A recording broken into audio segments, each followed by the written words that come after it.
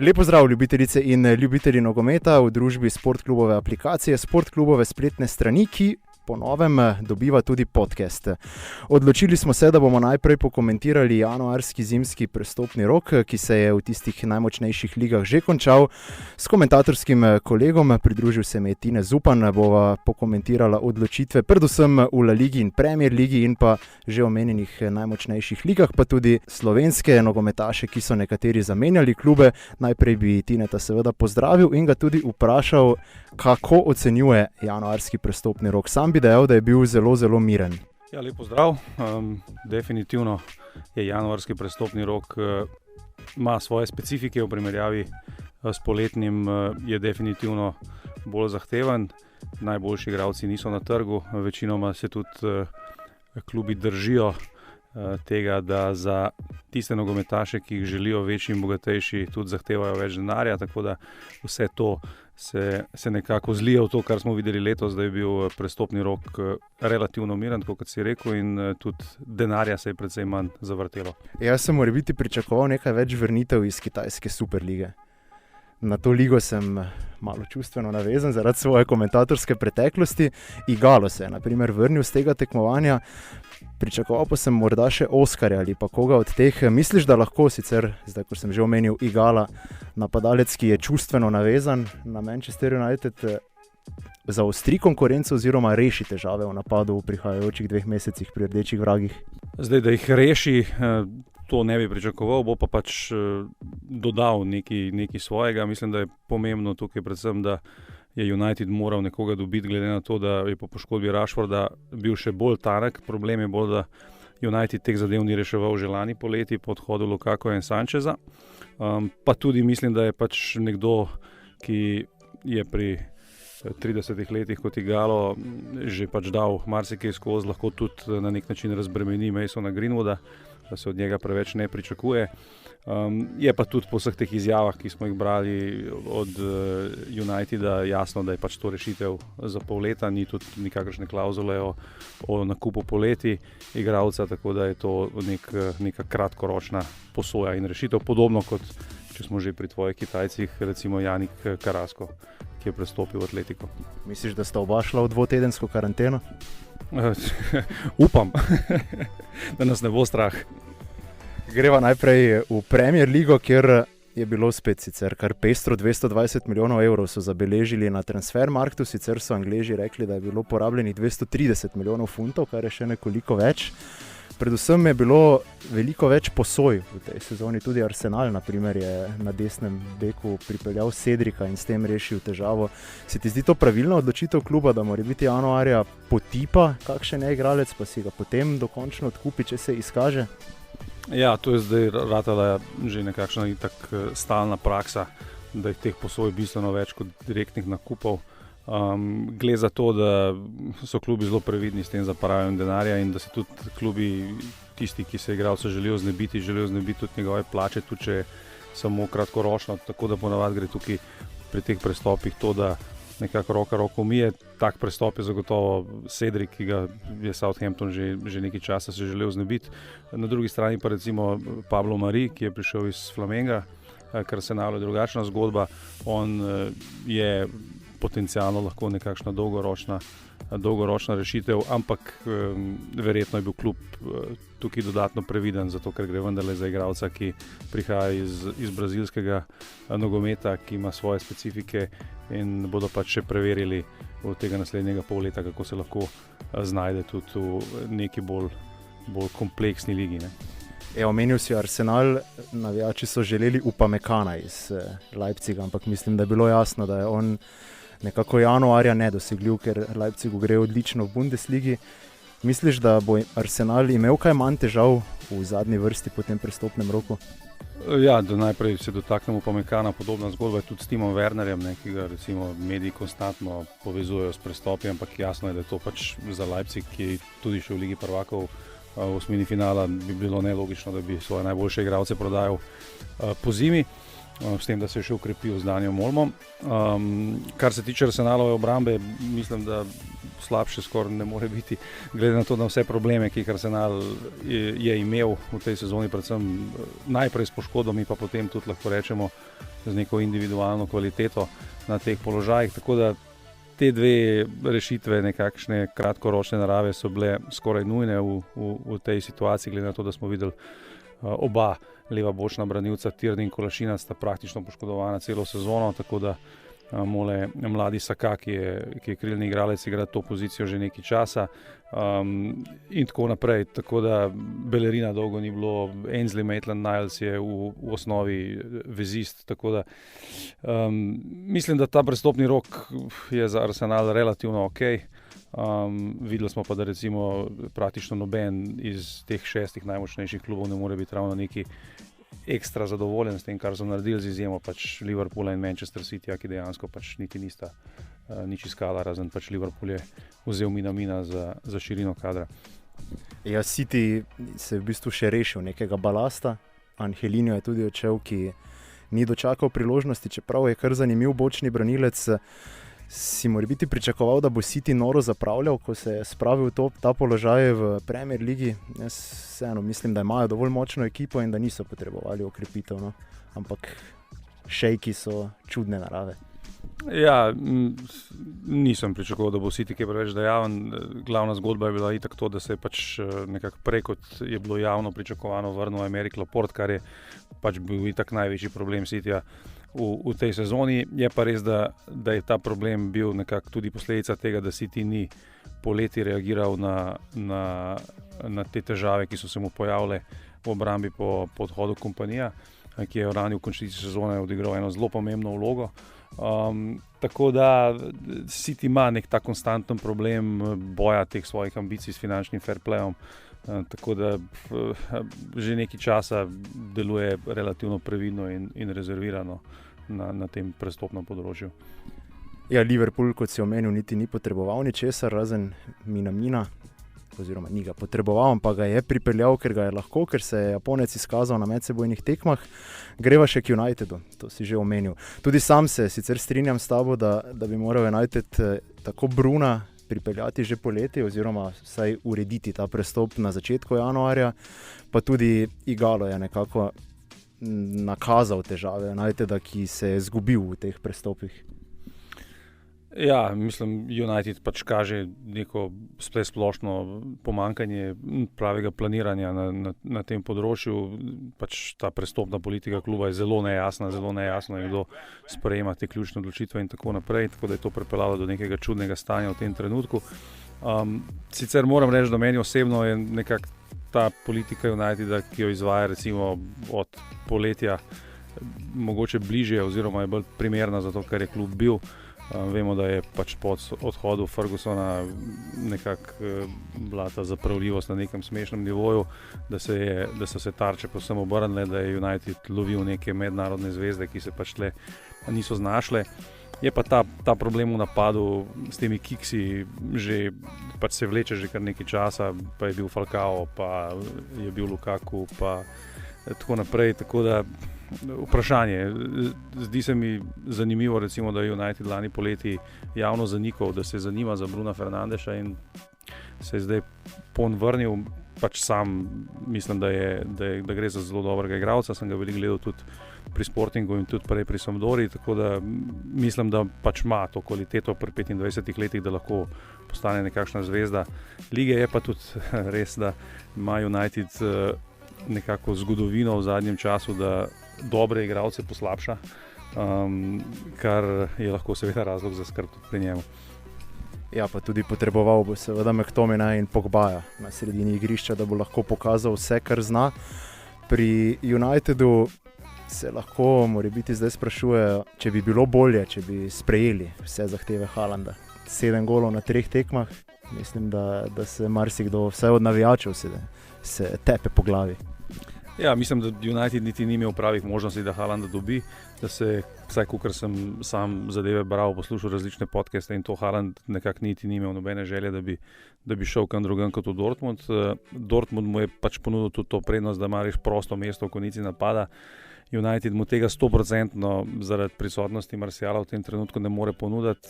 Je pa res, da verjetno v s tem vedenjem zdaj in tem, kar smo videli od Haalanda pri Salzburgu, bi si lahko mislil, da je pač neka nadgradnja za Martiala, tudi če ne že zdaj, pa zagotovo srednjeročno, ker Martial se je pač, vsaj po mojem mnenju, izkazal za igralca, ki je zelo nekonstanten, ne, se pravi lahko navduš, pa potem neki tekem ga ni nikjer. Tako da ja, mislim, da bi bil Haaland neka super stvar za United. Je pa res, da mislim, da je za Haalandovo kariero najbolje, da je naredil tako, kot je, ker če bo šlo tako naprej, bo itak v naslednjem, težko zdaj reči, letu in pol že pač nekje v nekem elitnem klubu, a bo to Manchester United, je pa zdaj težko reči, glede na to, da bo verjetno konkurenca za njegov podpis čez pol leta, 1 leto pa pol precej večja, kot je bila zdaj. Ja, pa Nemci tudi poročajo, da si je Haaland uspel priboriti kar nizko odkupno klavzulo. O tem se vse več govori. Kaj nam je še ostalo v Angliji? Tottenham, kjer je Mourinho. Niso bili ne vem kako dejavni, predvsem v napadu se mi zdi, da so zares naredili neumnost, da niso pripeljali nikogar, ob tem, ko je Harry Kane odsoten in nimajo v bistvu tiste klasične špice. Mourinho pa je za svojo taktiko po moje rabi. Vsak trener jo javi, ja. Zagotovo, mislim, iskanje neke zamenjave za Harryja Kanea je tako problem Uniteda, ki se vleče že dolg časa, ker je pač skoraj nemogoče dobiti, če imaš tako dominantnega napadalca, nekoga, ki ga boš pripeljal z vedenjem njegovim, da bo pač v štartu, a večinoma rezerva. To je imela recimo tudi Barcelona klasične probleme pri teh svojih znamenitih napadalnih trojkah. In to je dejansko problem za Tottenham. Je pa res, da so se vsi te klubi, ki so iskali napadalce, nekako lovili okoli istih imen, iz koga je Chelsea, pa ga ni dobil, iz koga je Inter, iz koga je Tottenham, Manchester United, tako da so se vrtela ta ista imena, Giroud, Mertens, Piontek, itd. Na koncu so nekateri odštali, nekateri zamenjali. Tottenham se je krepil z relativno mladimi igralci. Tako da težko je zdaj v tem trenutku reči, kaj jim bo to prineslo. Definitivno pa Mourinho za svoj slog igre je vedno imel neko zelo klasično številko 9, kot rečemo, tako da pač Tottenham s Kaneom ali brez Kanea je pa Mourinho ali ne Mourinho, pač druga ekipa. Chelsea si še omenil, njih ne smeva pozabiti, da ne bo kdo zameril. Nedejavni na tržišču, čeprav so se napovedovali kar veliki premiki na tistem poletnem prestopnem roku. Zdaj Lampard ni uspel okrepiti ekipe, pa modri so tudi nekoliko padli. Misliš, da lahko obdržijo 4. mesto s tem kadrom, ki ga imajo zdaj? Jaz mislim, da lahko, ker predvsem je konkurenca še v slabšem stanju. Kar se Chelsea tiče, imam nekako občutek, da niso hoteli z glavo skozi zid za neke stvari, ker so se pač zadeve v zadnjega pol leta, ko so bili prisiljeni nekako brez ukrepitev sestaviti zgodbo, je izpadlo zelo dobro. Tako da vse je bilo odvisno od tega, kakšno je pač to stanje s poškodbo Tamija Abrahama. Izkazalo se je, da ni tako hudo, kot bi se lahko kdo bal. Na koncu so zadržali Girouda, imajo še vedno tudi Batshuaija, ta konica napada je itak pač bil edin pereč problem, ki ga ekipa ima. Je pa jasno, da tako kot si rekel, se strinjam, da je ekipa padla, da so ti mladi fantje težko držijo zaenkrat tak nivo, ki so ga kazali mogoče na začetku, ko so bili še presenečeni, ko jih nihče ni poznal. Tomori je izpadel iz ekipe, Mount ima neke probleme, kar se forme tiče, Abraham ima vzpone in padce, ampak pojavljajo se novi fantje, Reece James in Callum Hudson-Odoi igra vse več, tako da moram reči, da pozdravljam ta novi Chelsea in tudi načeloma se mi ni zdelo, da bi nekaj nujno rabili. Je pa Lampard že dolg časa govoril, da definitivno nekaj rabi, tako da on zagotovo bolje ve kot midva. In jasno je, da Chelsea iz tega vidika eden pač poražencev tega prestopnega roka. Nisem pa prepričan, da mu bo to dolgoročno naredil veliko škode. Ja, v Premier Ligi mora biti lahko omeniva še Sheffield United, ki je že 5. odkar se je pomaknil nazgor, nazaj med elito, seveda podrl svoj klubski rekord, pa tudi West Ham je bil nekako prisiljen v to, da je investiral nekaj denarja, če se želi rešiti izpada. Sicer pa dajva še napovedati, kdo bo tisti, ki bo od teh januarskih okrepitev najbolj nekako opozoril. Se jaz vendarle mislim, da bo to Bruno Fernandes. Ja, bi se strinjal. Težko je zdaj pri teh ostalih najdražjih okrepitvah tole gledava recimo ta spisek igralcev, ki so prestopili, tudi najti neko drugo ime, ki bi bilo tako bombastično napovedovano in čakano. Bruno Fernandes bo imel zagotovo tudi zaradi svojega igralnega položaja, kjer je United praktično igralca tega kova ni imel največji vpliv na to, kar bo v novi ekipi prinesel. Je pa res, da so seveda za januarske novince klasične težave to, da se je težko takoj navaditi in privaditi na nov klub, se posebej na novo ligo. In je pa res, da v tem modernem nogometu je potrpežljivost zelo pogrešana mnogokrat, tako da bomo videli, kako se bo zadeva razvijala. Greva naprej, greva k La Ligi, ki jo prav tako lahko spremljate na Sportklubu. Španci so tudi kar veliko porabili, sicer seveda skoraj 100 milijonov manj kot Angleži, 129 milijonov, 69 prihodov, pa tudi kar nekaj odhodov. Paco Alcácer mora biti izstopa ob tem, ko se je iz Borussije, iz Dortmunda vrnil k Villarealu. Real je znova dokazal, da ima primat na brazilskem tržišču, kjer si zagotavlja te svoje diamante. Poslovil se je Munas Dabur, ki pri Sevilji nikakor ni uspel navdušiti, pa Celta je na primer veliko zaslužila s prodajo Lobotke. Ostal pa bo v Angliji Giovanni Lo Celso, ki sva ga tako ali tako že omenila. Kako ti komentiraš dogajanje v La Ligi, pričakovano, kar nedejavno? Saj oni nikoli niso nekih rekordov podirali januarja. Ja, pa mislim, da so tudi mnogi klubi, recimo Atletico Madrid, ogromno dela opravili lani poleti. Barcelona je sicer delovala kar aktivna na trgu, ampak na koncu ostala dokaj kratka. Ta njena športna politika že nekaj časa deluje zelo kaotično. Real pa dejansko obratno, kar je mogoče par let nazaj bilo nezaslišano pričakovati, ampak Real Madrid deluje, kar se prestopov tiče v zadnjem obdobju, zelo umirjeno, pametno. Je pa res, da je pač nekako se ta politika dosta usmerila v, kot si rekel, kupovanje teh nekih biserov, draguljev iz vse posod, potem pa verjetno 10-2 splavata. Tako da je to na to kompozicijo ekipe, ko ima Real, ki praktično nič kaj preveč ne potrebuje, glede na svojo kvaliteto, mislim, da nekakšno logično stanje. Barcelona je, kot sem rekel, delovala malo bolj panično, predvsem zaradi poškodbe Suareza. Čeprav moram reči, da se mi zdi nenavadno, da recimo ob poškodbi Suareza, da so spustili Carlesa Pereza v Romo, ker moram reči, da za moje pojme je fajn pustil zelo pozitiven vtis na teh tekmah, kar smo ga lahko videli v tej sezoni, in s tem, da imaš še Griezmana, ki ti pač že tako ali tako ni igral na svojem naravnem položaju, je bil večinoma na krilu. Tako da Barcelona je tle iskala neke rešitve, za moje pojme je delovala relativno čudno, kar se tega tiče. Po drugi strani ima recimo neko noro gužvo v zvezni vrsti, ki je tudi nekako ni ali sprostila ali nekaj tukaj rešila. Tako da ima precej kompleksno situacijo za naslednjega pol leta in potem tudi po mojem za poletno prestopno obdobje, s tem, da ima Barcelona vsaj za moje pojme težave, ker ima na teh ključnih pozicijah igralce, ki nekako so že v jeseni kariere, Piqueja, Busquetsa, Messija, ki jih bo pač nekako srednjeročno morala nadomestiti, ampak vemo, za kakšne igralce gre in vemo, kako težko bi bilo tudi nadomestiti. Tako da v tem trenutku je, čeprav lestvica pač je zelo tesna, jaz mislim, da glede nekega srednjeročnega stanja tukaj Realu v boljšem položaju. Ja, je pa Barca tudi, vsaj po mojem mnenju, nekoliko izgubila identiteto, tako kot si rekel, iz njihove akademije.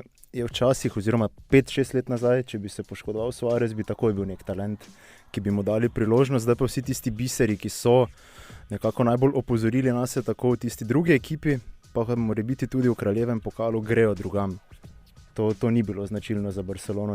Greva zdaj naprej k Italiji, tam tudi kar kup posoj, pa tudi nekaj prodaj, 214 milijonov so porabili Italijani, ampak tudi oni mislim, da niso poskrbeli za ne vem kakšno veliko presenečenje, razen pač Eriksen je res tisti, ki izstopa imensko. Inter zares gradi močno ekipo za napad na Juventus. Ja, Inter je bil definitivno daleč najbolj dejaven klub, ne samo v Italiji, ampak kar na svetu v tem prestopnem roku. Res je, da je pač po teh nekih letih neuspehov Antonio Conte tam dobil neko bianco karto tega, da lahko kupuje na vse možne načine.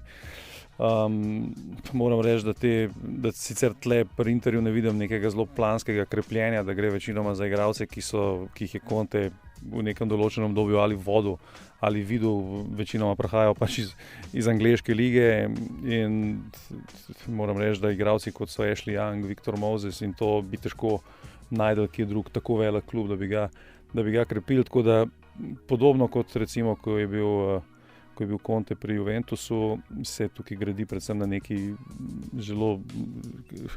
nekem zelo širokem kadru, izjemni mešanici kvalitete in kvantitete. Juve tako posluje tudi še danes.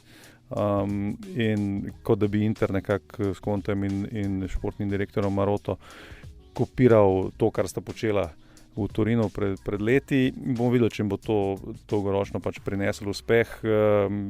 Inter je bil konstanten dober del sezone, v zadnjem času je to rezultatsko konstantnost izgubil. In bomo videli, Conte je zelo, zelo specifičen trener, ki lahko funkcionira samo takrat, ko je vse po njegovo in ko vse maksimalno teče, tako kot si on zamislil. Tako da Inter, če ne bo rezultatsko dobro funkcioniral, je po mojem mnenju pač tempirana bomba. Ja, imajo pa zares neverjeten izbor bočnih branilcev, kot si omenil.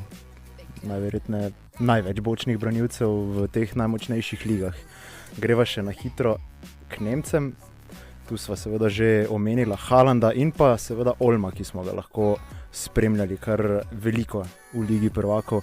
Bo Olmo januarja zmogel ta prestop v Bundesligo takoj, korak naprej? To je vsekakor zahtevno zanj, kajti če igraš en dan proti Oseku, potem pa prideš v Bundesligo, mislim, da je to velik preskok, ga je sposoben. Ja, če baziramo na njegovih igrah v Evropi, je definitivno, fant je prišel iz Hrvaške lige tudi v špansko reprezentanco, tako da je definitivno gre za zelo, zelo zanimivega igralca, tudi kot si se že prej dotaknil, enega klasičnih teh fantov, ki so zapustili La Masio, Barcelonino akademijo pri najstniških letih. On je dobil celo neko neverjetno priložnost, da je lahko igral že tako zgodaj članski nogomet. Tako da jaz mislim, da dolgoročno mu bo uspelo. Je pa vprašanje seveda v tem trenutku, kakšno vlogo lahko pri Leipzigu dobi, glede na to, da je Leipzig funkcioniral dobro skozi večino sezone. V zadnjih tednih sicer lahko zaznavamo nekakšen padec, izgubo je tudi mesto vodilnega v nemški ligi, tako da je verjetno to neka dobrodošla osvežitev in glede na to, da gre za realno kar velik denar za Leipzig, ki ponavadi ni nagnjen prevelikemu zapravljanju, imajo verjetno tudi zelo jasen načrt, kaj bo z njim počel. Ja, Leipzig je tak specifičen klub. Spomnim se, ko sem začel delati tukaj, da so ravno prihajali v Bundesligo. Takrat sem napisal članek Nov nemški velikan v nastajanju. Tako sem dal naslov članka in valjda so se vsi norčevali na Facebook, na Sportklubu, pod komentarji sami privoščljivci, da to ni možnosti. No in zdaj vidimo, letos so v boju za naslov v Bundesligi. Ne rabijo prodajati. Misliš, da naprimer Werner, ki se ga omenja tudi za Premier ligo, ne bo odšel v Bayern, ker Bayern je vedno kupoval od tistih svojih konkurentov, predvsem od Borussije? Ja, problem za Bayern je rato tudi, da so te cene zelo v luft previsoko, tako da ima tudi Bayern težave zdaj kupovati iz teh klubov, ker Bayern je pač pregovorno relativno škrt klub, ne, in je obvladoval to pač z neko svojo premočjo na nemškem trgu. Zdaj so te klubi tudi dosegali neke nivoje in da jim že tudi težko vzema igralce, tako da mislim, da eni igralci kot so Haaland, Timo Werner, so dejansko, Jadon Sancho, dejansko prišli že do nivoja, ko bodo tudi za Bayern predragi. Mogoče se to za marsikoga sliši čudno, ampak dejansko Bayern je recimo tudi pred kratkim uradno zavrnil možnost, da bo poleti za denar, ki je bil dogovorjen, kupil Filipa Coutinha. In tako da Nemci kot Nemci ne znajo obrniti vsak evro. In je pa, mislim, da zelo fino za Bundesligo, da so se pojavili te klubi, kot si rekel Leipzig, je to napovedoval že svojim dvigom skozi nižje lige. Dortmund s Haalandom deluje mogoče tudi zaščepati bolj resen kandidat za vrh lestvice, Gladbach zelo neugoden letos in tako naprej. Tako da je liga bistveno, kar se tega tiče, bogatejša in bolj zanimiva za gledalca. Je pa res, da se pol vedno zgodi, ne vem, to, kar se ponavadi zgodi Dortmundu v Münchnu, ko pride pa dobi porcijo, kot se je zgodil Schalkeju recimo pred časom, pred 14 dnevi, ko je prišel po zelo dobri seriji v Bayern pa v München pa dobil 5 kosov, ne, tako da vendarle je treba še kakšen žganec pojesti, da dosežeš Bayern, ne. Greva še k Francozom. Niso bili ne vem kako dejavni. Cavania smo morebiti pričakovali, da bo zamenjal klub, ampak tako agenti, ki so zahtevali preveč denarja, pa mogoče tudi sami Parižani niso spustili potem sjajnega Urugvajca. Je lahko letos že resen kandidat v Evropi? Ali jim še vedno lahko očitamo predvsem to, da nimajo dovolj močne domače lige? To bo vedno problem, jasno, kar se izpostavil, isto kot pri Bayernu v zadnjih letih. Kar se Paris Saint-Germaina tiče, mislim, da po kvaliteti so na ravni katerega koli kadra v Evropi.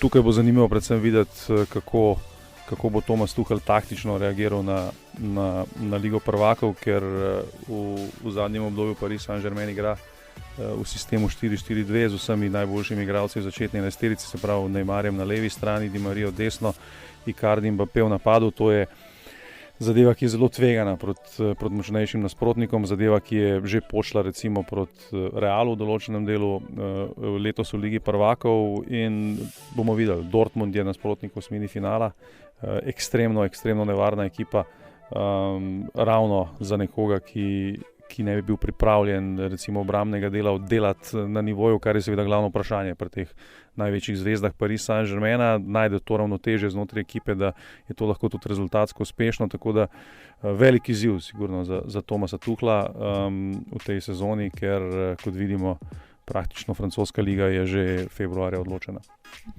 Zdaj pa greva še na slovenske nogometaše. Šporar je seveda tisti, ki je bil za nas najbolj zanimiv. Prišel je do drugega prestopa kariere po Baslu. Zanimiv pa za nas seveda tudi zato, ker ga lahko spremljamo vse na Sportklubu od zdaj naprej. Meni se zdi, da je Šporar dozorel, glede na tisto primerjavo z Baslom, takrat še zelo otroči, zdaj pa mislim, da je lahko zares resen kandidat, da postane hitro prvi napadalec Sportinga, ki je tudi v kar specifičnem položaju. Tudi ti pričakuješ, da bo Šporar zdaj končno šel korak više? Ja, potihem ja. Tudi to, kar si rekel, se strinjam. Mislim, da tudi, ko je šel v Basel, je bila situacija zanj bistveno drugačna, ker je vrhajal slovenske lige. Letos je imel fenomenalno polsezono.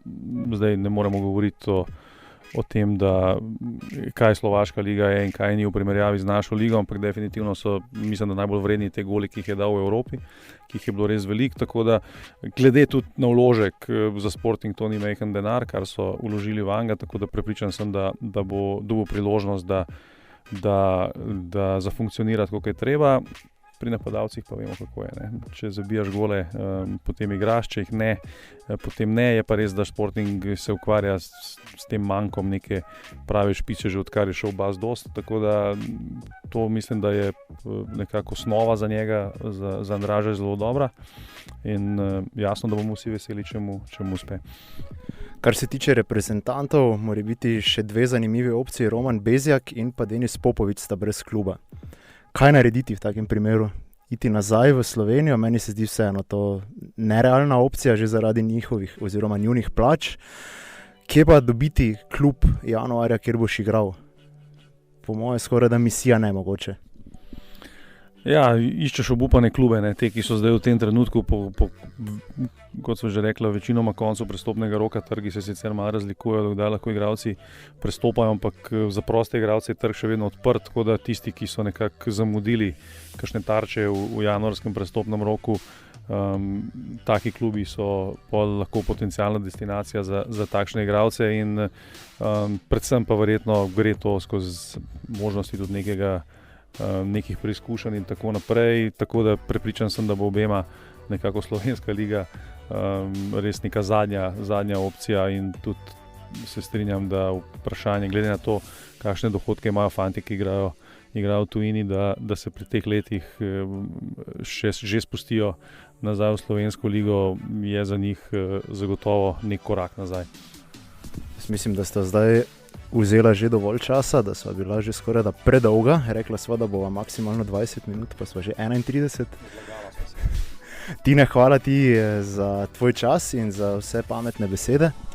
Hvala tebi za vse pametne besede in pametno vprašanje. Z vami sva bila torej Tina Zupan in Matic Burazer. Naslišanje do prihodnjič.